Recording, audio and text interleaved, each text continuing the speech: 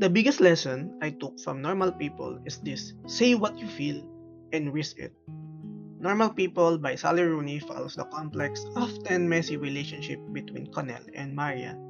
I haven't watched the TV adaptation yet, and this is purely from reading the book. And what I love the most is how human the character felt. Their relationship is confusing, but not in a frustrating way. It's confusing because they are both unsure, emotionally guarded, and still figuring out of who they are. The miscommunication, the silence, and the things left unsaid, it actually pull you in more as a reader. And what's make it work is how well they are written as individual. Their personal struggle explain why they act the way they do, and why their bonds keep pulling them back together. For me, the ending felt bittersweet. Not sad, not happy, just honest. And I think that's why this book stay with people.